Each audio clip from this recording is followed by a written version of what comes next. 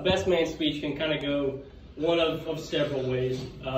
For example, I could sit up here and say, you know, all kinds of embarrassing stories about Dylan, like when he would come visit me in Baton Rouge when I was in college and sleep with his head in a trash can. But I won't do that because I'm better than that.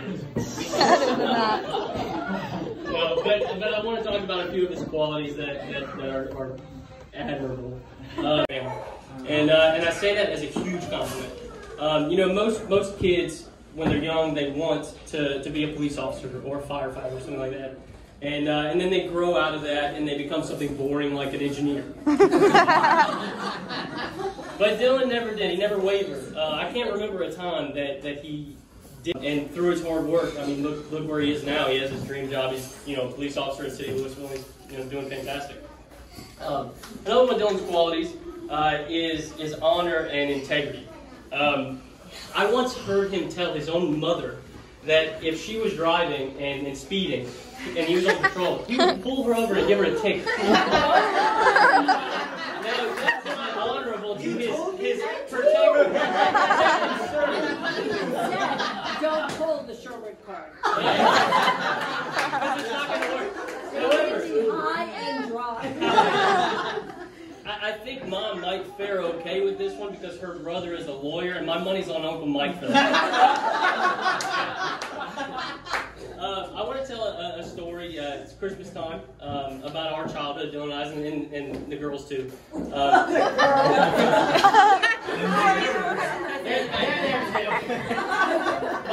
My parents really tried to make every holiday super special, and they went over the top for everything. But Christmas Day, they attacked especially. And, you know, everybody knows my daddy had special rules for Christmas, right? So when we were kids, we'd sit at the top of the stairs, and we couldn't go downstairs, and so we couldn't see the tree or anything until they got their coffee. So he's walking by with his coffee, staring at the tree. We can't see, you know, oohing and ahhing some years, and then some years it would be, there's nothing here, guys. And so, you know, but it was all in good fun. So what was part of the rules is, so Christmas Eve, Dylan would always come and sleep in my room. For about 10 years, we shared a room, and then when Kristen moved out, Dylan moved in there, but we would still continue the tradition. And for some reason, we'd make like a bed on the floor, and we would just sleep on the floor. I think it was a vantage point situation, but so we were like laying down, and at our house, Santa would put the stockings right outside the door. So we came up with this game plan. We were going to lay down, and once, you know, we'll wake up and check the stockings, and if they're there, the rules allow us to grab the stockings quietly, bring them into the room, close the door, and we could open the stockings and play with the stocking stuff, and we could go get my parents a set. It's ridiculously late. I know. So at about 5 o'clock we would do this, and our plan was we're going to play with this stuff for 2 hours, right? And so in reality, it took about 15 minutes for us to tear through all this stuff.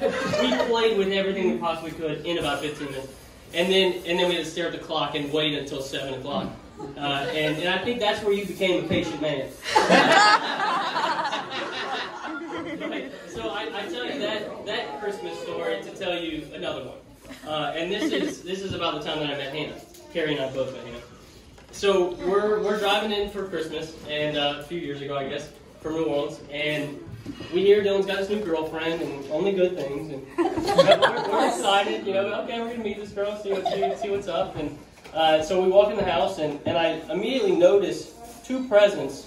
I'm going to say don't belong under the tree, but just because of his meticulous wrapping, you can tell that it was not in the scheme of the year. So we got to go over and look at them, and I had not met Hannah, and Carrie hadn't either. They're for me and Carrie, and they're from Hannah. And at the time, I mean, you were a kid, like 16 maybe, and I was like, oh my gosh, like how, like I just knew where your heart was. This girl who doesn't even know us got us presents and thought about us, and I just, you know, that stuck with me after all these years. And before I even knew you, I knew that your love language was gifts. So Dylan, put that one in your back pocket and use it when you need it. No, but so it only makes sense that you guys are getting married around Christmas time. You know, because it's so special to our family and then to you as well. The last thing I want to say is marriage is awesome. It is the best thing that I've ever done. I've always said Carrie would make a great first wife, so maybe I'll do it again. Good one. I love that one.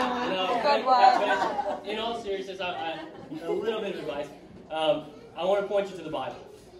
Thessalonians 5:17 says, "Rejoice in everything, pray without ceasing, and give thanks in all circumstances." It's one of those like refrigerator verses, you know, and you can use it in everything. And it's as long as in your marriage you put God first, He's gonna bless you guys, just like I can't even imagine. And I'm so excited for what you guys have in the future. And Carrie and I are so proud, and we're so excited to be a part of tomorrow. And we love you. So if everybody could grab their glass and raise it to the shoulders. For those of you who don't know me, my name is Maddie Green. No relation. Just a really big fan of Dylan and Hannah, particularly my girl, Hannah Ely over there. I'm the maid of honor. I just want to give a couple words about my favorite couple in the entire world. I gotta say, when I first found out that Dill had dropped down on the knee and proposed to Hannah, there were two thoughts that kind of just flew into my mind. And the first was, oh my gosh, are we old?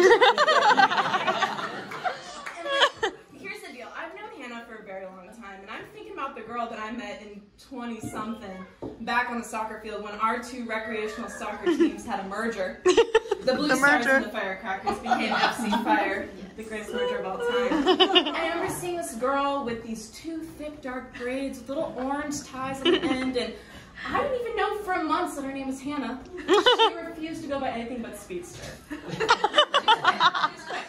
Oh my gosh. And then flash forward a couple years, and it's our freshman year of high school, and we're getting together and getting ready for our very first homecoming, and we didn't know that people didn't actually go to the dance. So we went to the dance, and we were getting ready for that dance. The severe side part, and Hannah, I think, tried makeup for the very first time. It's precious. You should get photos and show everyone. And we felt so adult with that sparkling grape juice and our champagne flutes, and the world felt huge. And all of those milestones seemed like glimmers of light on the horizon, when in reality, now you're in one of those milestones. And so I'm thinking, are we old enough to get married? And I'm looking at Dylan and Hannah, and they are old enough to get married. And they are perfect together. Yeah. To be in the presence of a love that is so tied together by compassion and family and friendship and faith has been one of the most beautiful things I've had the absolute honor of being a part of. And so I'm not going to start crying. Yeah, nice. So we're going to keep it brief, but the way that you lead in your relationship with intention has been one of the most incredible things that I've had the opportunity to bear witness to, and I think I can speak for everyone in this room when I say that. So thank you for being an example. And I can't wait to watch y'all walk down the aisle tomorrow and dance your little tushies off, take each other's faces, and start the beginning of your forever. Yes. And just know that we will all be by your side with that for the rest of your lives. So, Yay. let's cheers Woo! to Dylan and Hannah Sherwood. May you forever be tied together by all the good things in life. And cheers to all the happy days to come. Aww. Woo! Cheers. Extremely grateful for my daughter to be a part of such a beautiful family. We are very rooted in family, and that's important. So for my daughter to have a husband that is rooted in family as well, it just makes us that much stronger.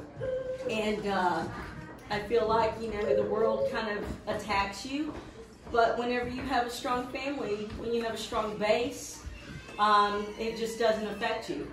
And so I'm grateful for this family. You don't even know where one starts and one begins, because we all kind of intertwine together. And so, you know, as Guy and I have prayed over our daughter since she was a baby, we prayed for Dylan. We didn't know his name when she was a baby.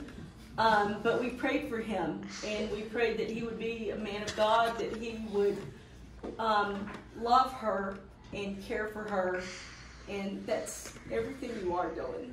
And so we're extremely grateful. We look around and we see family and we see friends that have been a part of our journey, and we're just, man, We're you know, here. seriously. It's the weekend.